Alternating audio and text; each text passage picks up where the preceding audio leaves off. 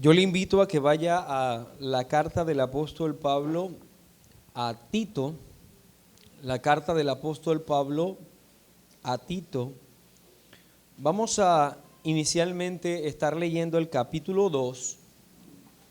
Vamos a leer también el versículo 11 y 12. Tito 2, versículo 11 y 12. Leemos entonces la palabra del Señor diciendo: porque la gracia de Dios se ha manifestado para salvación a todos los hombres, enseñándonos que renunciando a la impiedad y a los deseos mundanos, vivamos en este siglo sobria, justa y piadosamente. El Señor añada bendición a su palabra. Mis hermanos, la carta del apóstol Pablo a Tito puede entenderse como un material glorioso en cuanto a nuestra eclesiología.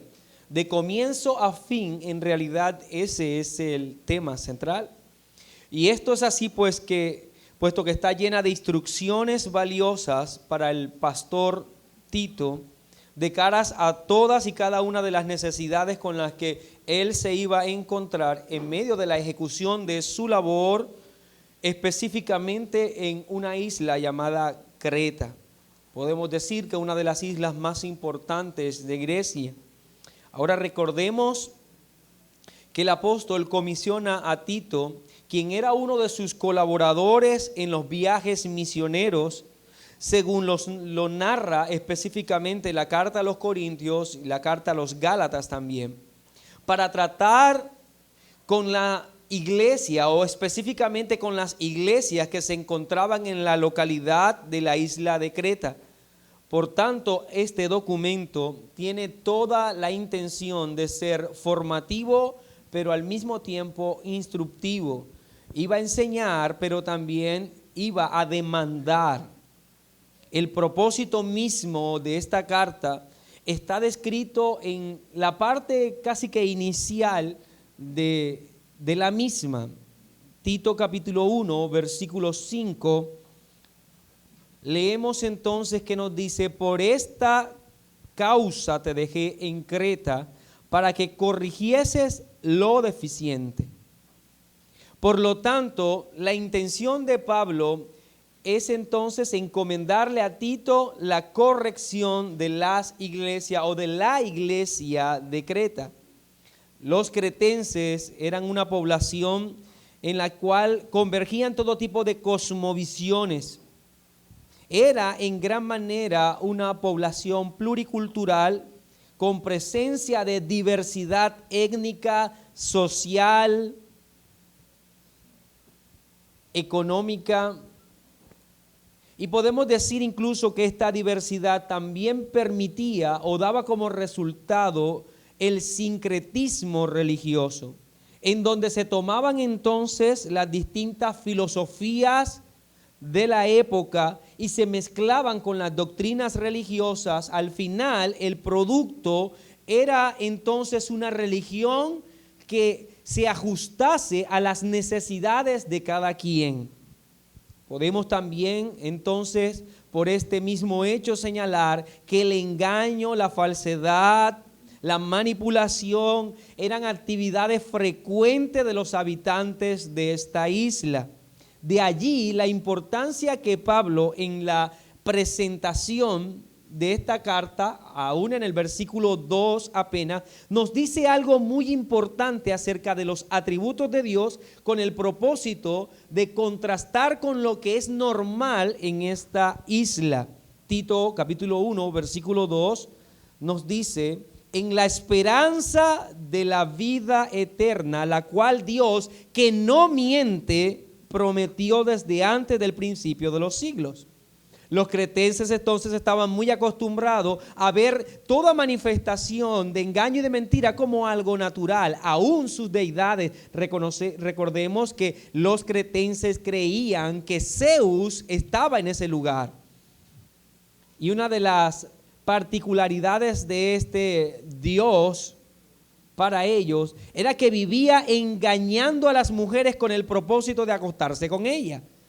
Así que Pablo quiere mostrar que este Dios no miente, no engaña, es totalmente distinto a lo que los cretenses estaban acostumbrados a adorar y que estaban acostumbrados incluso a practicar. Estos cretenses habían adoptado como estilo de vida el pragmatismo, todo aquello que les resultase de alguna manera efectivo era lo importante, no importando si en realidad era bueno o malo, si era falso o verdadero, pero si daba buenos resultados, para ellos era adecuado. Así que era una isla en la que en realidad el engaño era un estilo de vida, la manipulación, la impureza sexual, los excesos, los vicios. No era en realidad un lugar muy piadoso.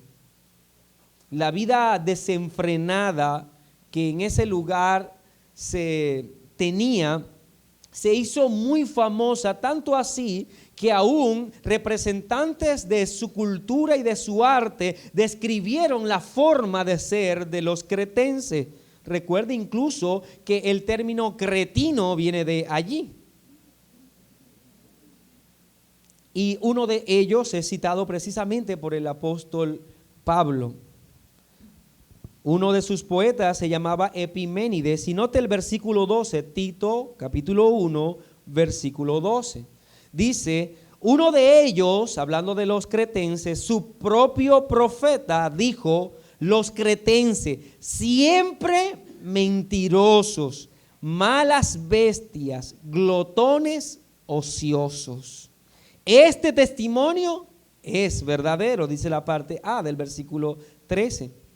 Así que podríamos decir que estamos frente a una isla muy particular, pero yo quisiera, mi hermano, que en este punto nos detengamos y observemos que en realidad el contexto en el que nosotros nos movemos como iglesia, nuestra sociedad posmoderna no es tan distinta a los de Creta. El engaño es lo común el día de hoy, la falsedad es lo común. Toda esta manera de vivir había permeado también a la iglesia. Y podemos nosotros señalar que los cristianos que estaban en Creta pensaban que podían ajustar el cristianismo a todo este estilo de vida al que ellos estaban acostumbrados. En vez de ellos transformar su vida a las demandas del cristianismo, querían transformar el cristianismo al estilo de vida al cual ellos estaban acostumbrados. Y es aquí donde entra el trabajo de Tito. Es en este momento y de acuerdo a lo que nosotros estamos analizando que va Tito a corregir lo deficiente. ¿Cómo traer unidad? ¿Cómo hacer que la iglesia en realidad sea un cuerpo cuando en una sociedad se celebra y se vive el individualismo, el pragmatismo, donde cada quien ve incluso las manifestaciones religiosas desde su perspectiva y a su acomodo? Para el día de hoy, mis hermanos, vamos a estar entonces tratando, a manera de título de este sermón, la esencia que unifica a la iglesia. La esencia que unifica a la iglesia. Así que hemos analizado un poco del contexto de la isla de Creta y también lo que de alguna manera influenciaba a la iglesia también que estaba presente en ese lugar. De manera que Pablo ha encomendado a Tito a iniciar una tarea que podría parecernos abrumadora. Podríamos considerarla incluso muy superior a las propias fuerzas de Tito, a las capacidades de él. ¿Cómo guiar a la iglesia hacia esta unidad y abandonar todos estos vicios? Podría parecer algo imposible para un hombre. Todos aquellos que llevamos más de un año en medio de una iglesia local, podemos asegurar que tenemos una lista de defectos que quisiéramos que se cambiaran de la iglesia local. Y estos defectos pueden ir desde el color de las sillas, que no me gusta, hasta aspectos más complejos de la vida de la iglesia local. Pero lo cierto es que de alguna manera todos consideramos que hay cosas que cambiar dentro de una iglesia local. Ahora, Pablo da instrucciones a Tito de lo que se debe cambiar, de cómo se debe, en este caso, dirigir a la iglesia, cómo corregir, porque la iglesia en realidad debe ser corregida. Y es un asunto que no solamente debemos aceptar todos nosotros, sino que debemos procurar todos nosotros.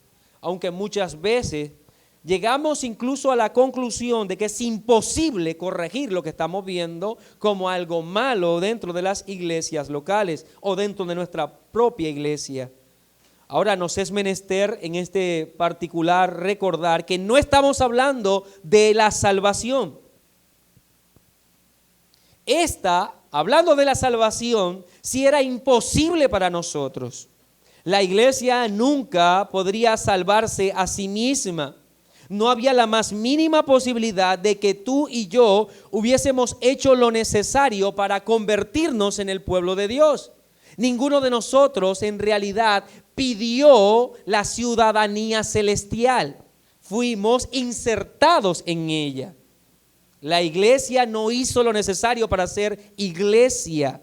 Por lo tanto, esto sí era imposible. Ahora, de caras a lo que es una responsabilidad de la iglesia, tiene todo que ver con nosotros el corregir aquello que no está andando bien.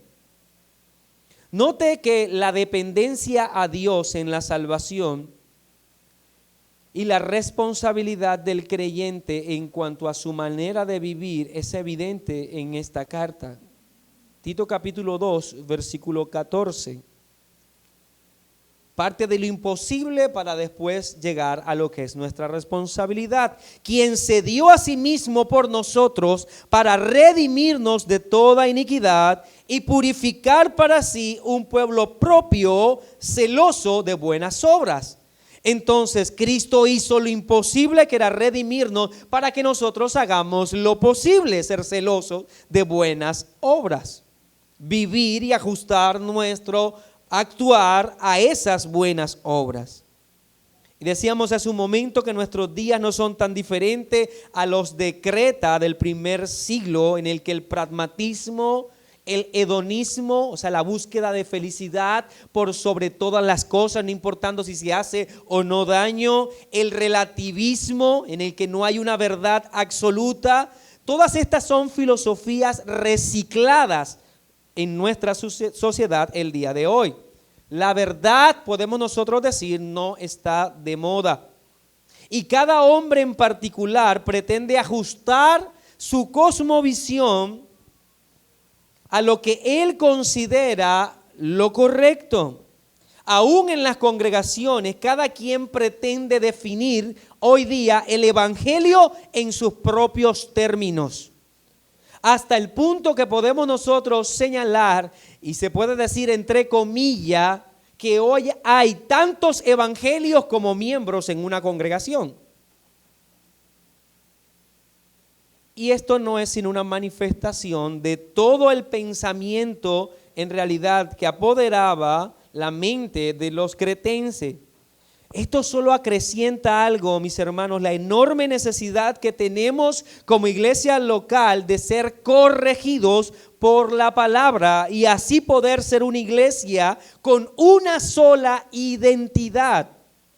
Esto puede parecer muy difícil, traer unidad en medio de lo que nosotros somos y la influencia propia de la sociedad.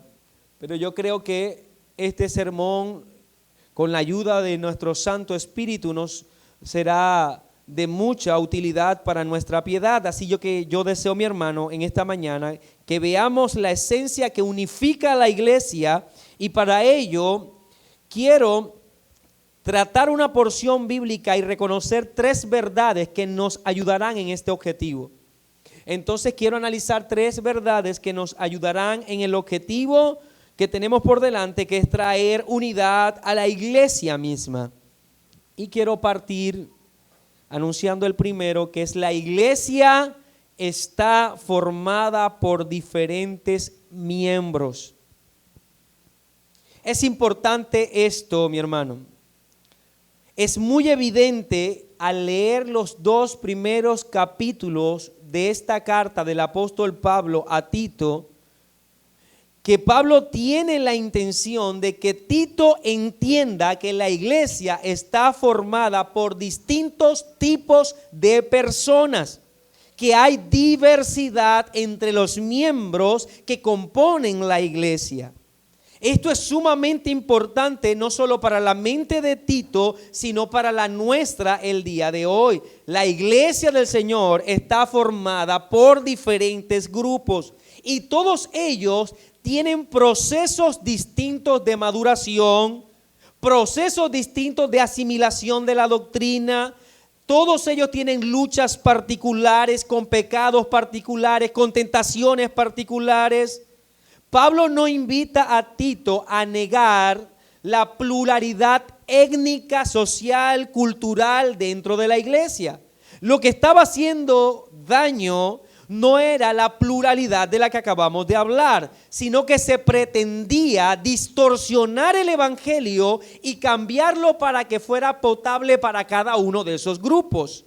Lo que se pretendía es que el evangelio se cambiase de alguna manera para que fuese o favoreciera a cada grupo en particular. Cambiar la verdad para que fuera digerible a cada grupo. Pero eso no es lo que está invitando Pablo. Ahora, el hecho de que el evangelio no se cambie para hacerlo, como decíamos un momento, digerible para cada grupo, no quiere decir, Pablo, que vamos a negar con ello que la iglesia está formada por distintos sectores muy disímiles el uno al otro, distintos el uno al otro.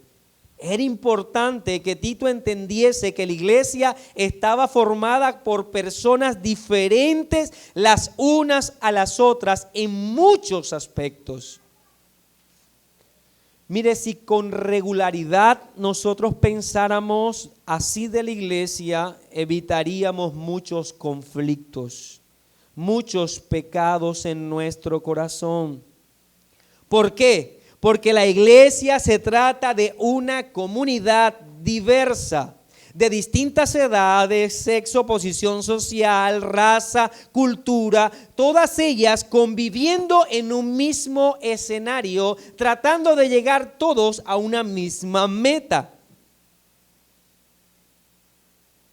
Muchos entre nosotros han visto a la iglesia como un lugar al cual se va uno a reunirse o se van a asistir a ese lugar un grupo de personas, olvidando que el grupo mismo es la iglesia. Aún con la diversidad particular que ella tiene, es la iglesia. Recordemos la declaración de nuestro Señor Jesucristo en Mateo 16:18, cuando dijo: y sobre esta roca edificaré mi iglesia. El Señor no edifica catedrales, edificios, paraninfos, salones. Él edifica su iglesia, su pueblo. Por lo tanto, su iglesia es edificada, y estamos hablando de la pluralidad de la que componen la iglesia. De hecho, la iglesia es comparada con un cuerpo en la carta a los Corintios. Se llama la iglesia como el cuerpo de Cristo.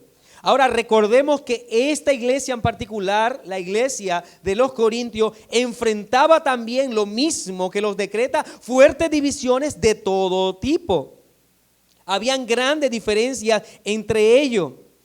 Ahora, pero estas diferencias a ellos en particular les estaba llevando al error. ¿Por qué? porque ellos estaban menospreciándose los unos a los otros por las diferencias que entre ellos habían. Quiere decir que los intelectuales menospreciaban a aquellos que estaban dotados de alguna manera un poco menos. Los que eran ricos despreciaban a los pobres. Los que tenían dones espirituales sobresalientes despreciaban a aquellos que no los tenían. Así que en medio de la diversidad de la iglesia había desprecio de los unos con los otros. Así que Pablo inserta este concepto para ellos de que la iglesia es un cuerpo, pero que debían comprender lo que eso significaba. Leamos una porción de esta carta, 1 Corintios capítulo 12, versículo 12 en adelante.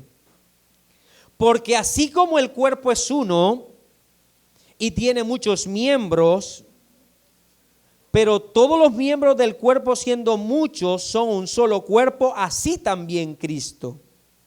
Versículo 14 de 1 Corintios 12. Además, el cuerpo no es un solo miembro, sino muchos.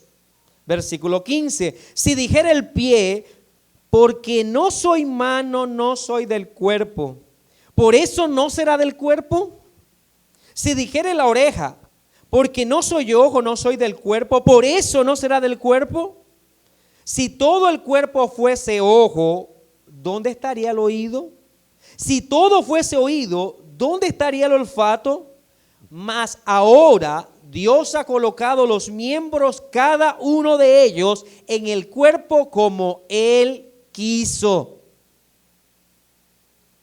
Pablo le enseña entonces a estos hermanos que es el cuerpo de Cristo. La iglesia es el cuerpo de Cristo. Y al hablar del cuerpo de Cristo, es el conjunto de miembros que se encuentran unidos los unos a los otros y al mismo tiempo unidos a Cristo. ¿Diferentes los unos a los otros? Sí, pero al final un solo cuerpo. Así que, mi hermano, atender la variedad en medio de la iglesia es necesario para que ésta se mantenga unida.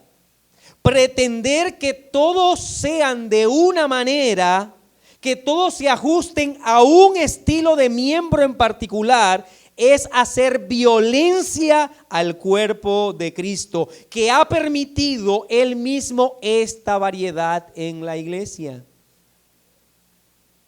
Lo que quiero decir es que si todos queremos uniformidad, que todos sean como este hermano y que todos deben portarse como él, es creer que todos sean ojos. Y es lo que Pablo dice que no se puede hacer. Unos serán ojo, otros nariz, otros oreja. Hay diversidad. Es por la pluralidad en la que está la iglesia y que ésta hace parte de la iglesia, es que debemos esforzarnos en medio de ella. Esta es la razón por la que debemos esforzarnos. ¿Por qué? Porque si todos fuésemos iguales y pensáramos iguales y actuáramos igual, no tendríamos razón para esforzarnos para tratar con nuestro hermano. Todos somos iguales. Pero por cuanto actuamos distinto, pensamos distinto, somos distintos, nuestra manera de proceder es tan distinta la una a la otra, es que debemos nosotros ejercitar nuestra paciencia y piedad. Es esa la razón. Pablo dice que es incorrecto afirmar que al no ser igual a otro, entonces no somos cuerpo de Cristo. O que si una persona no es igual a mí, entonces no es parte de la iglesia. Y muchas veces esta es la razón que algunos dan para abandonar una iglesia local. Lo que pasa es que yo soy muy distinto a todos ellos. ¿Y no es esto lo que está diciendo Pablo? Que la iglesia es un cuerpo en la que los miembros son distintos los unos a los otros. No, es que yo no me puedo ajustar a ellos o ellos no se pueden ajustar a mí. Es pretender entonces hacer violencia al cuerpo de Cristo, en el que no todos son iguales. Pablo escribe un poco más al respecto en el versículo 21 de 1 Corintios 12. Note el lenguaje tan claro de Pablo. Dice, ni el ojo puede decir a la mano, no te necesito. ni tampoco la cabeza a los pies, no tengo necesidad de vosotros. Antes bien, los miembros del cuerpo que parecen más débiles son los más necesarios. Y aquellos del cuerpo que nos parecen menos dignos, a estos vestimos más dignamente. Y los que en nosotros son menos decorosos, se tratan con más decoro.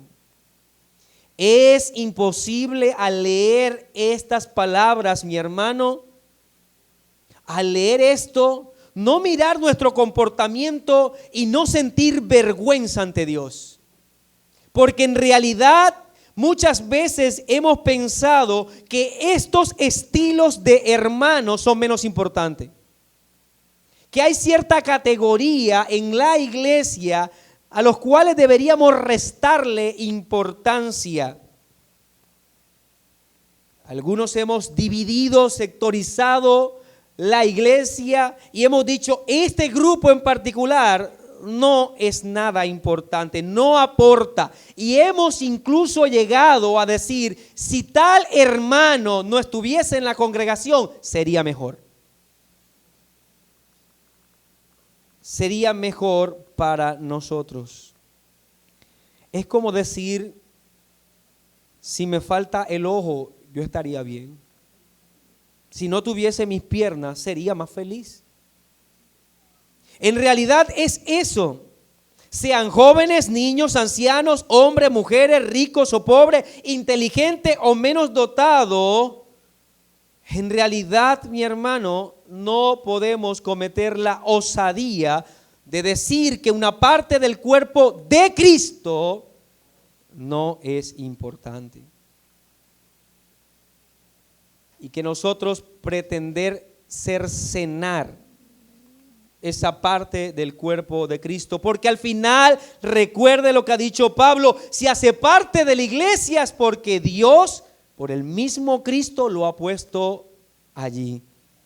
Y esto es lo suficiente, con eso debe bastar para mí, para darle la importancia que tiene, es el cuerpo de Cristo. Así a mis ojos lo evalúe como una apéndice.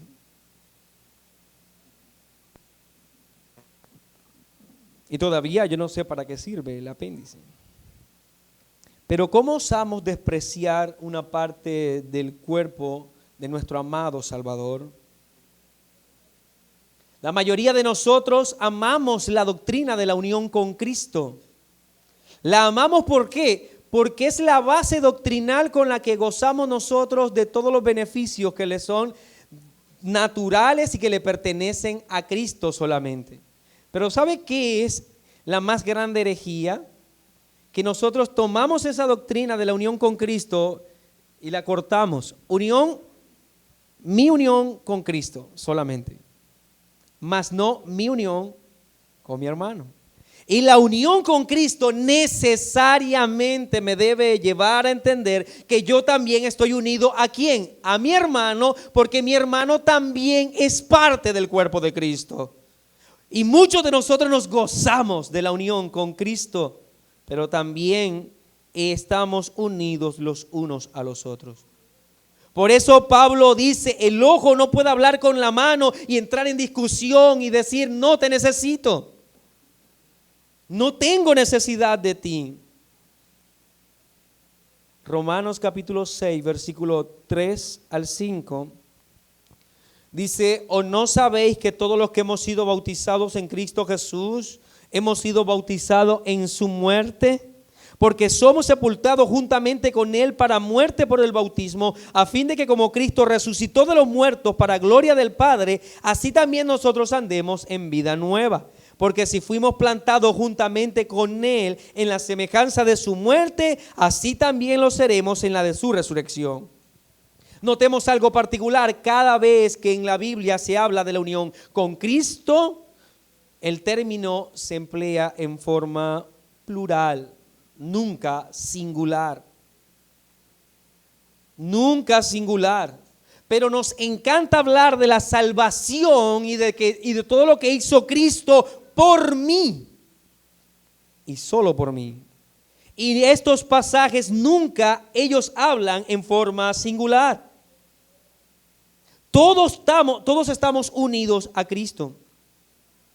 Todos estamos unidos en su obediencia activa, en su obediencia pasiva, en sus padecimientos, en su muerte, en su resurrección. Pero nada de esta grata noticia es presentada en forma individual, sino en forma colectiva. Cristo vino a morir por su iglesia. Busque en la Biblia un texto en el cual se predicó que vino a morir por ti, y no lo va a encontrar.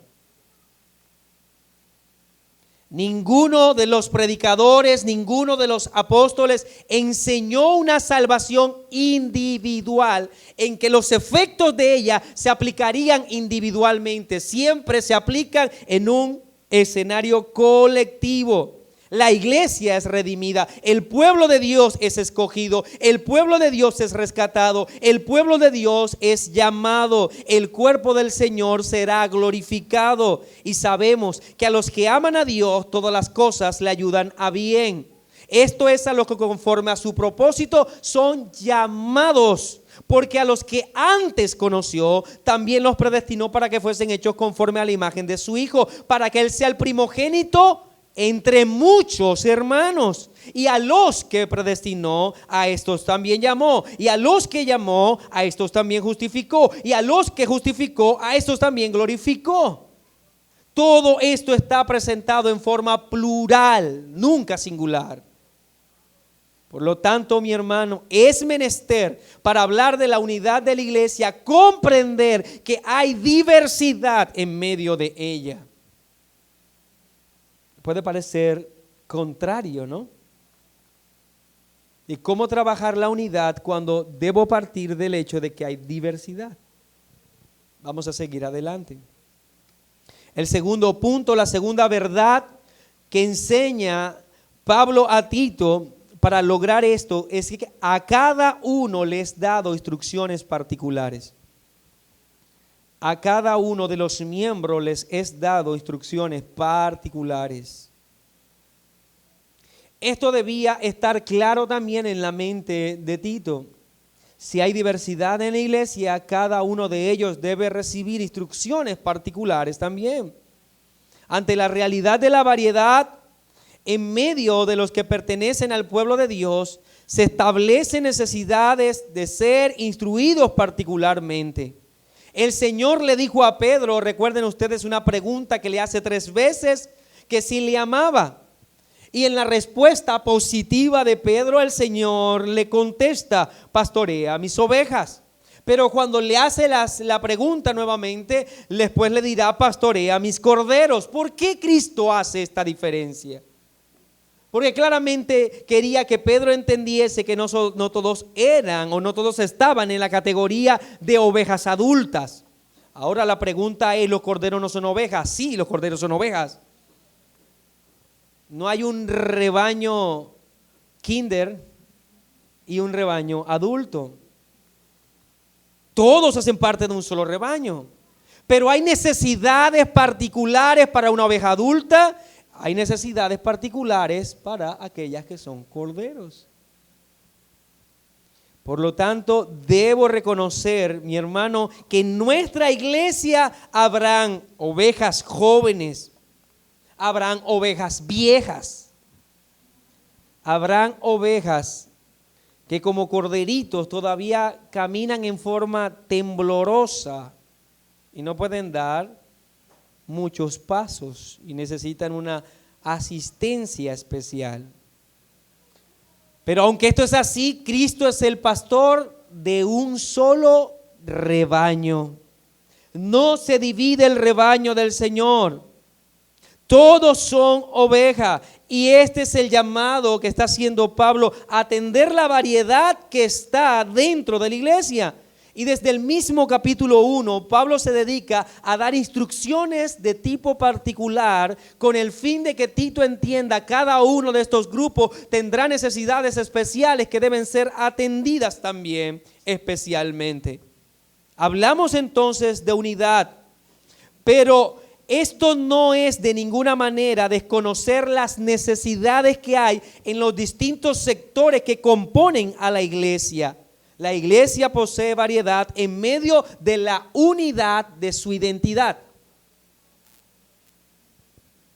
Pedro no solo era llamado a identificar que habría necesidades, sino que tenía que atender esas necesidades de cada sector en el llamado que Cristo le hace. Y es el mismo que Pablo está haciéndole a Tito.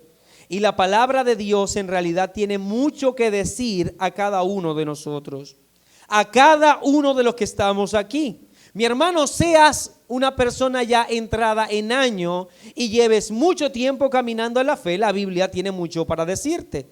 Pero si eres un joven que todavía está luchando con tentaciones particulares de la juventud, la Biblia tiene mucho que decirte. Si eres una dama que está iniciando su proceso de criar hijos, la Biblia tiene mucho que decirte.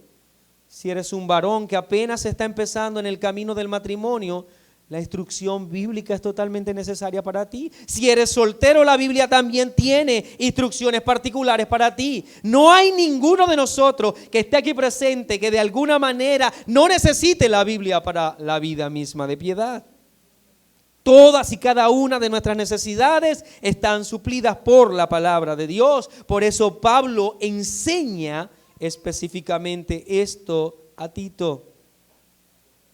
Podemos segmentar las instrucciones particulares que Pablo da a Tito para cada sector en cinco sectores o 5 grupos que yo quisiera ponerle nombre a cada grupo. Pablo presenta a los oficiales o los líderes de la iglesia. Sería ese el primero. El segundo, a los hombres o los varones. El tercero, a las mujeres. Cuarto, a los jóvenes. Por implicación incluye a los niños. Y quinto, los asalariados. Los asalariados.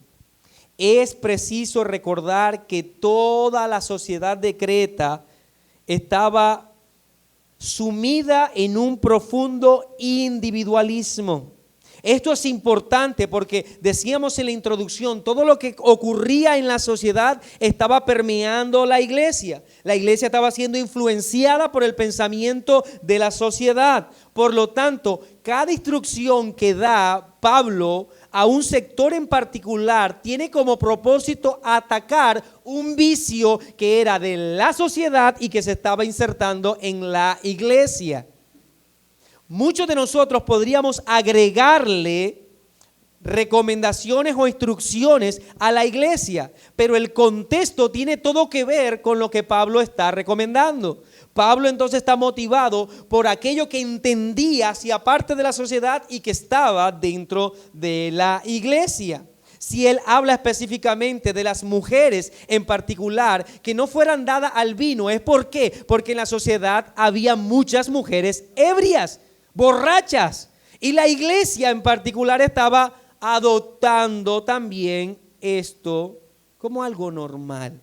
Entonces, él entra a instruir en forma particular para atacar cada vicio que estaba caminando hacia la iglesia. Así que estos grupos no vamos a tratarlos en forma, digamos, dedicada. No vamos a extendernos en ello por asuntos de que no es el propósito mismo del sermón, y creo que cada uno de estos puntos podríamos sacar un sermón en sí mismo, pero quisiera solamente dar un vistazo. En el caso de los oficiales o líderes de la iglesia, pero permítame aquí decir algo. Cuando hablamos de estos grupos, mi intención, como entiendo la Escritura pretende hacer en la enseñanza que debía reconocer Tito y que debía transmitir a la iglesia, es que cada uno de nosotros pudiese ubicarse dentro del sector que pertenece. Por lo general, cuando nosotros hacemos ejercicios como esto, empezamos a evaluar sectores en los que no nos encontramos.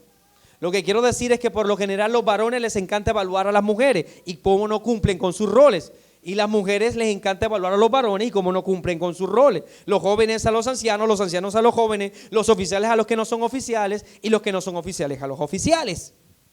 Pero el propósito es que tú puedas entender en cuál grupo estás y cómo estás llevando tu vida de acuerdo a la instrucción que el mismo texto está dando. Entonces empieza por los oficiales o líderes de la iglesia o aquellos que pretenden de alguna manera hacer parte de ello.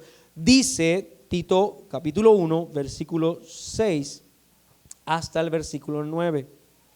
El que fuera irreprensible, marido de una sola mujer. Tenemos en mente el contexto. ¿Por qué está diciendo Pablo esto? La poligamia era natural en Creta. El que fuera irreprensible, marido de una sola mujer, que tenga hijos creyentes, que no estén acusados de disolución ni rebeldía, porque es necesario que el obispo sea irreprensible como administrador de Dios, no soberbio, no iracundo, no dado al vino, no pendenciero, no codicioso de ganancia deshonesta, sino hospedador, amante de lo bueno, sobrio, justo, santo, dueño de sí mismo, retenedor de la palabra fiel tal como ha sido enseñada, para que también pueda exhortar con sana enseñanza y convencer a los que contradicen. Podríamos decir mucho de este particular, pero basta nada más con echar una mirada a la cantidad de palabras que Pablo dedica a este primer grupo, y podemos nosotros decir es el que más instrucciones tiene de los grupos que nosotros mencionamos. Y esto debe ser así, ¿por qué? Porque se trataba de la labor de dirigir a otros. Aquel que pretende ocupar cargo oficial en la iglesia debe saber que los requerimientos serán mucho mayores para ellos que los que no harán parte de estos oficiales. Así que la cantidad habla de también la responsabilidad que tendrán aquellos que estén en estos oficios. Específicamente hay 3 áreas de la vida de los oficiales que Pablo está tocando: su familia, su carácter y su devoción. Su familia, su carácter y su devoción. Y que deben ser examinados en estas 3 áreas. En cuanto a su familia, si leímos bien, Pablo le está diciendo que los oficiales deben tener una pureza conyugal. Deben tener pureza conyugal. Se le llama entonces al hombre a que tenga a su esposa y que viva con ella en forma pura. Que su intimidad no sea un estorbo para la realización de su labor. Pero también se le llama a ejercer una paternidad bíblica.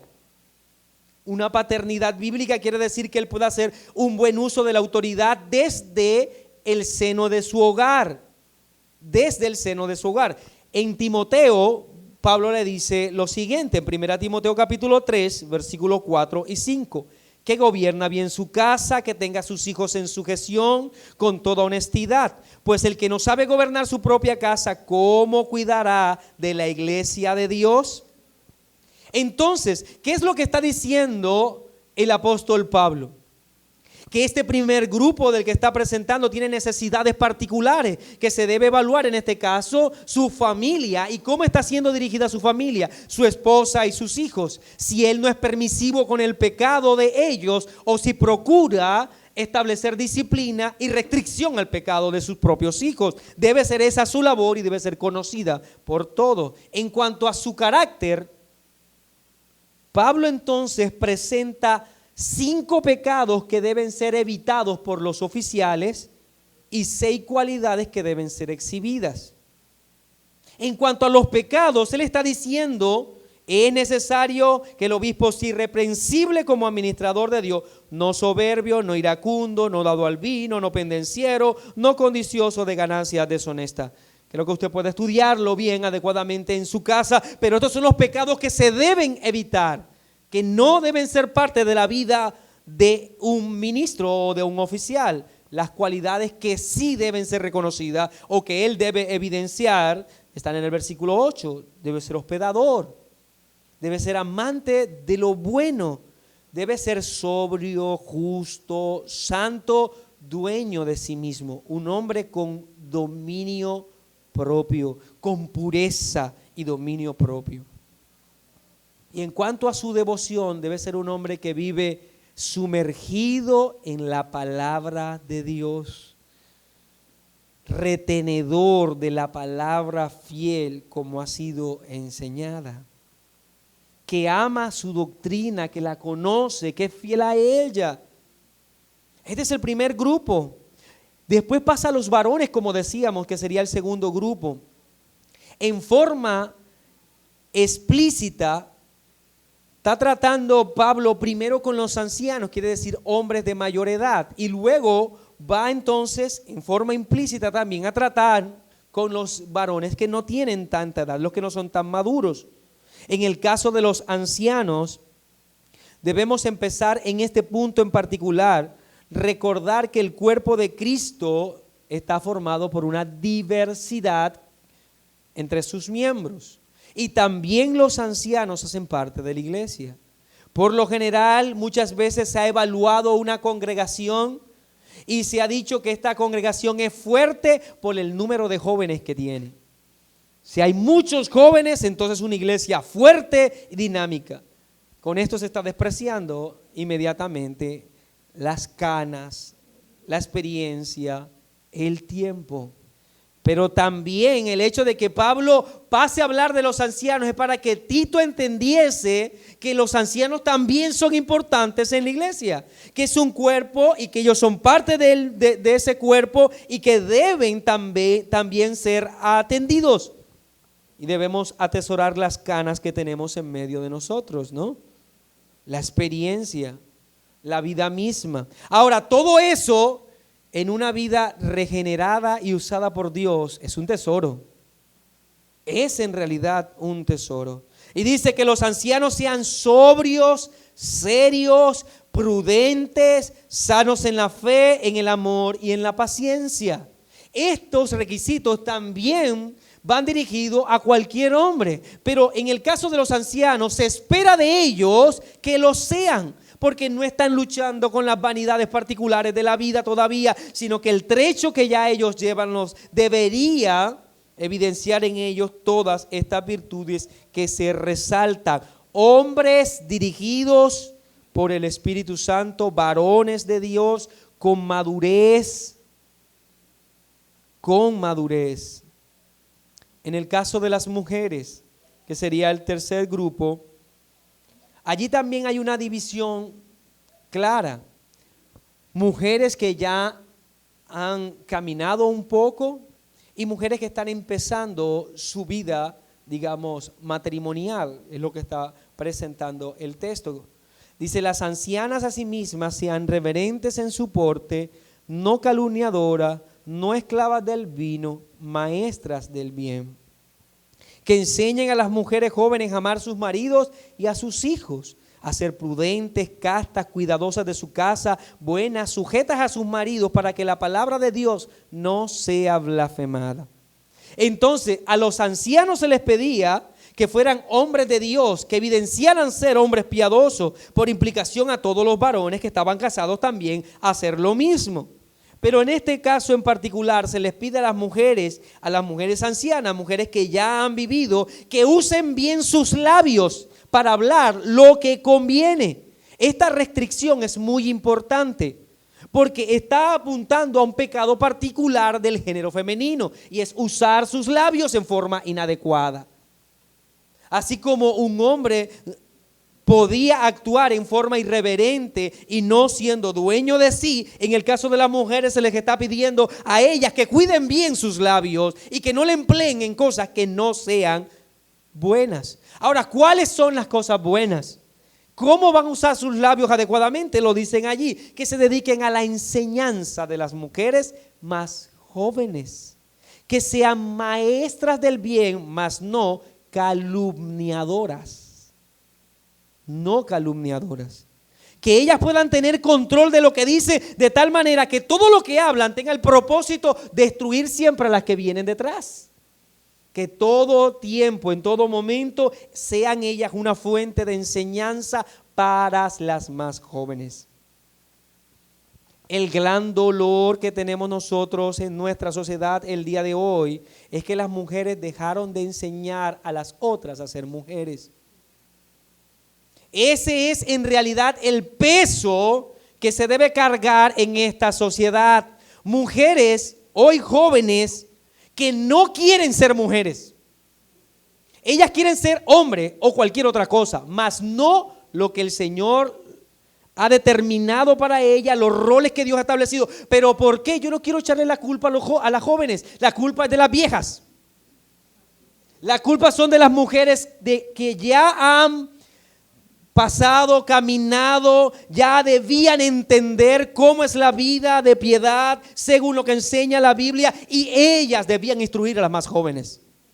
Porque la responsabilidad que el texto da es a las mujeres ya entradas en años, que ya están casadas, que ya tienen hijos, que ya han madurado, que saben cuáles son los errores y los dolores, porque cargan con ese peso, el peso del error cometido. Pero estas mujeres en Creta no estaban interesadas en enseñarle a las más jóvenes. Por eso Pablo habla claramente a Tito y le dice que las mujeres ancianas que no se dediquen a usar sus labios en calumnia, en chisme, en engaño, sino en enseñar, en ser maestras de lo bueno. ¿Y qué es lo bueno? Ser prudentes, castas, cuidadosas de su casa, buenas, sujetas a sus maridos, para que la palabra de Dios no sea blasfemada. Por lo tanto, habla de la responsabilidad de las mujeres que ya están avanzadas en edad, pero también las mujeres jóvenes, para que ellas entiendan cuál es la enseñanza que ellas necesitan. Pablo en esta instrucción está haciendo algo que es muy difícil, que los psicólogos de hoy día no pueden hacer, y es cerrar la brecha generacional. Todos los psicólogos han dicho, es imposible hacer eso. Las mujeres de edad no tienen relación con las mujeres jóvenes y no hay posibilidad. Esa brecha generacional no se puede cerrar. Pablo está diciendo, ¿cómo? Dedíquense a enseñar desde muy temprano a las más jóvenes a ser mujeres, a poder darle gloria a Dios llevando a cabo o desarrollando el rol para el cual Dios las ha enseñado. Prudentes, castas, cuidadosas de su casa, buenas, sujetas a sus maridos, para que la palabra de Dios no sea blasfemada. Luego pasa al siguiente grupo, que son a los jóvenes. Por esto entonces debemos entender que no están casados, porque los varones ya se trató en el caso de los ancianos y también aquellos que no son tan ancianos. En el caso de las mujeres lo mismo. Por lo tanto, hace referencia a los que no están casados. El consejo es bastante corto, pero tiene mucho que decir. Exhorta a sí mismo a los jóvenes a que sean prudentes. Prudentes.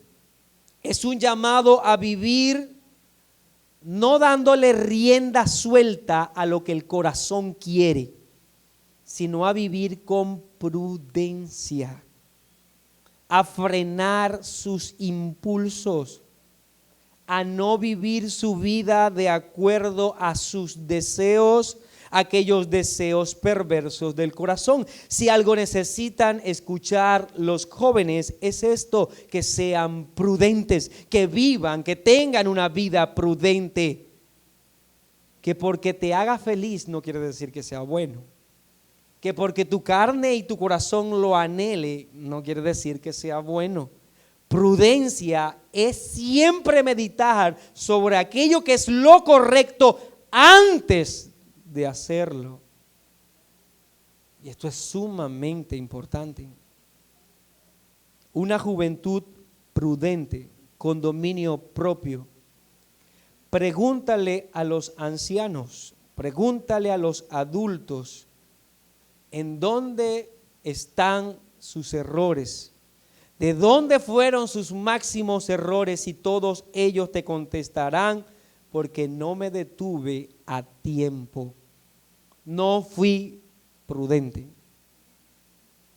Y Pablo está tratando de liberar a los jóvenes en realidad de un gran dolor. Y el último grupo son los trabajadores, asalariados. En la figura que se utiliza en este particular son los esclavos. Sabemos muy bien que nosotros hoy no nos movemos de esa forma.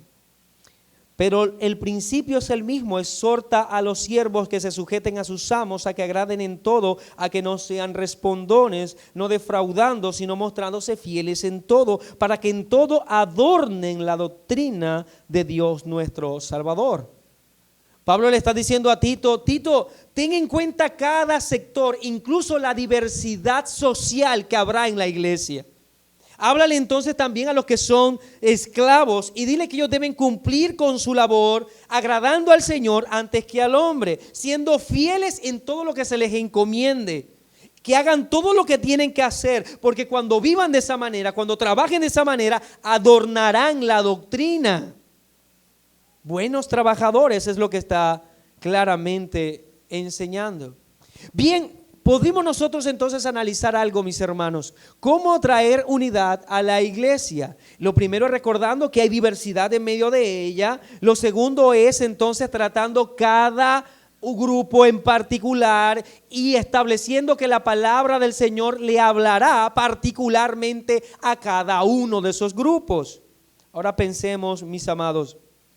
Esta era una iglesia formada por hombres, mujeres, oficiales, ovejas, trabajadores, empresarios, ancianos, jóvenes de distinta raza, distinta cultura, pensaban diferente, luchaban diferente, con pecados diferentes cada uno, por lo que deja ver las instrucciones. ¿Cómo hacer para que toda esta gran diversidad en realidad funcione como una sola iglesia que camine hacia un solo lado? Y de allí lo que decíamos hace un rato, parecía una tarea enorme que superaría las fuerzas del mismo Tito. ¿Cómo hacer para que en una iglesia todos avancen a pesar de las luchas particulares con que cada grupo vive? Y no, como dice Gálatas, Pablo a los Gálatas, y no que se muerdan los unos a los otros. ¿Cómo hacer eso? Sería el tercer punto. El título que le di, recuerden, es la esencia que unifica a la iglesia, y pretendo dar respuesta a ello con este tercer punto. Solo la gracia permite la unión en medio de la diversidad de la iglesia. Solo la gracia permite la unión en medio de la diversidad de la iglesia, porque la gracia de Dios se ha manifestado para salvación a todos los hombres, enseñando que renunciando a la impiedad y a los deseos mundanos, vivamos en este siglo sobria, justa y piadosamente. Estos versículos que leímos del 11 y 12, por lo general siempre se sacan del contexto y se lleva para tratar algo. Pero aquí fue donde terminó Pablo, después de hablar de los requerimientos para los ancianos, para los varones, para las mujeres, para los jóvenes, para los hermanos asalariados o esclavos. Termina diciendo, porque la gracia de Dios se ha manifestado. Y note que el porque es un conector. Por lo tanto, tiene todo que ver con las instrucciones antes dichas.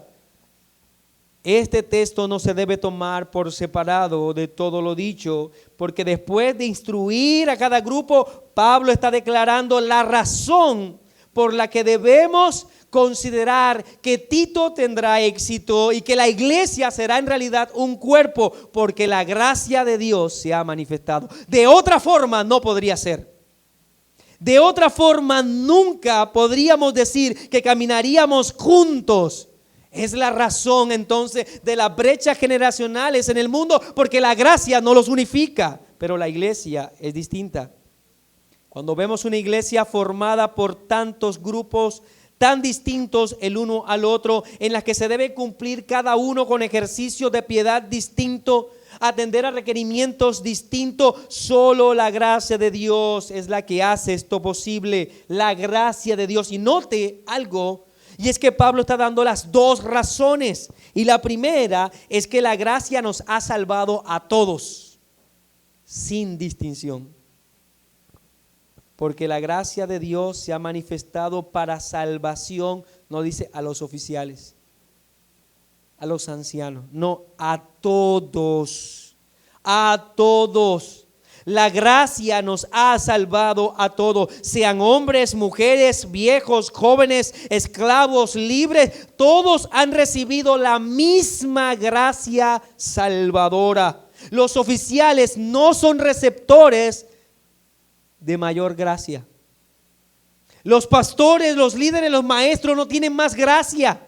Es la misma gracia salvadora. Un anciano y un joven, el que lleva 20 años en la fe o el que lleva solo unas horas, tiene la misma gracia salvadora. Es igual para todo. La gracia unifica a la iglesia porque la gracia salva a todos sin distinción.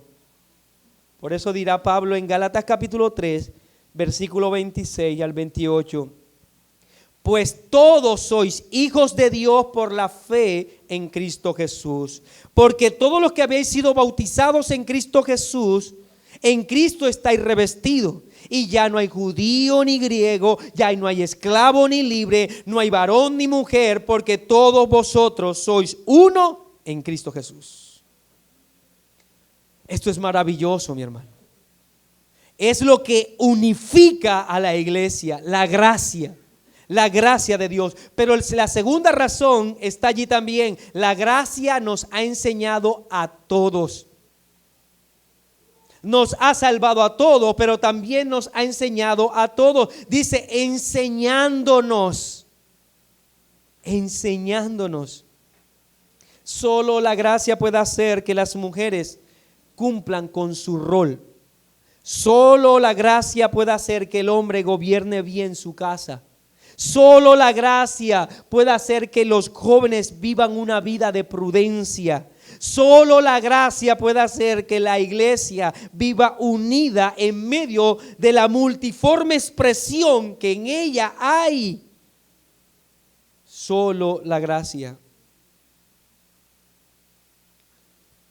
Y la gracia enseña. Piensa por un momento, ¿cuántos de los jóvenes que están aquí presentes pueden atentar contra la unidad de la iglesia? ¿Cuántas de ustedes, las mujeres, pueden hacer algo para traer división a la iglesia? ¿Cuántos de los pecados de los hombres pueden afectar a la misma iglesia? ¿Cuánto incluso de la irreverencia y del pecado de los ancianos, de los líderes, de aquellos que enseñan, pueden traer división a la iglesia? Entonces, ¿cómo se mantiene unida la iglesia? La gracia nos enseña y nos invita siempre a hacer algo. Nos invita a renunciar a la impiedad. Dice enseñándonos a renunciar a la impiedad. ¿Y qué es la impiedad, mi hermano? No debe entenderse de otra manera, sino como lo opuesto a lo que ya se ha dicho. Es no conformarse a lo que Dios da, a la palabra de Dios. Mis amados, si hablamos de división en medio de la iglesia, no hay otra razón sino la impiedad. La razón por la que las mujeres no se someten a sus maridos es por la impiedad. La razón por la que los jóvenes son rebeldes a la dirección de los padres es por la impiedad. La razón por la que los padres llevan una mal dirección de sus hogares es por la impiedad. La razón de que hay malos pastores es por la impiedad. Todo eso es por la impiedad. Así que si hablamos de unidad dentro de la iglesia, es cuando la iglesia por la gracia entiende que debe renunciar a toda la impiedad, a todo aquello que de alguna manera represente peligro a la iglesia. Mi hermano, si tú no renuncias a esos pecados que traen división en la iglesia, te está resistiendo a la gracia de Dios que enseña en medio de la iglesia. La gracia de Dios te enseña que debes renunciar a cualquier cosa que traiga división a la iglesia. Por eso también dice renuncia, la gracia te enseña a renunciar a los deseos mundanos. Y con esto terminamos. No solo a la impiedad, sino a los deseos mundanos. Ahora, en cuanto a la impiedad, decíamos nosotros que la impiedad es ser contrario contrario a lo que claramente se está enseñando. Pero cuando hablamos de los deseos mundanos, hablamos de adoptar el cómo el mundo funciona, actúa, se mueve. Aquí Pablo está diciéndole en realidad a todos, a Tito le está diciendo que los pastores, que los varones, que las mujeres, que los jóvenes no se muevan como la isla de Creta, que no sean mundanos, sino que la gracia les enseñe a renunciar a esos deseos. Muchas veces dentro de nuestra comunidad, dentro de nuestra iglesia, cuando estemos frente a una dificultad, nuestro corazón va a querer resolverlo ¿de qué manera? Como un mundano, como lo hace el mundo. Muchas veces, mi querido joven, mi querido hermano, vas a querer vivir de esa manera, vivir tus amistades como un mundano, vivir tu noviazgo como un mundano, vivir tu vida como un mundano. Pero la Biblia te dice que debes renunciar a esos deseos mundanos. La gracia te enseña a renunciar a los deseos mundanos. Muchas veces las mujeres no querrán ajustarse a los roles bíblicos. Debes renunciar a esos deseos mundanos. Muchas veces los varones van a querer imponer con tiranía su rol como cabeza del hogar. Debes renunciar a esos deseos mundanos. ¿Y hasta cuándo? ¿Hasta cuándo debe ser esto? ¿Cuándo terminará, mi hermano, lo que acabamos de nosotros hablar? Entender que estamos en medio de una unidad, que hay diversidad dentro, que cada uno de nosotros pensará diferente, actuará diferente, pero que la gracia nos enseñará a renunciar a la impiedad y a los deseos mundanos para mantener esa unidad, y debemos procurar ir renunciando a la impiedad y a los deseos mundanos. ¿Hasta cuándo? Dice el versículo 13, aguardando la esperanza bienaventurada y la manifestación gloriosa desde nuestro gran Dios y Salvador Jesucristo. Por eso dice la parte B del versículo 12, que vivamos en este siglo, mientras este siglo dure, mientras el Señor no aparezca, usted debe renunciar a la impiedad y a los deseos mundanos. Y usted debe, en medio de la iglesia, aguardar la esperanza bienaventurada. Cuando el Señor aparezca, cuando el Señor se manifieste, mi hermano, en ese momento de ahí en adelante no tendrás que renunciar a nada más, porque no habrá en ti impiedad y no habrá en ti deseos mundanos. Hasta ese instante atesoremos la unidad de la iglesia, entendiendo que no todos somos iguales, ni pensaremos igual. Amemos a nuestros hermanos por el simple hecho de que es parte del cuerpo de Cristo y que Él está luchando con pecados particulares, porque la Biblia le habla particularmente a Él, y nosotros renunciemos a la impiedad y a los deseos mundanos que atentan contra la unidad de la iglesia.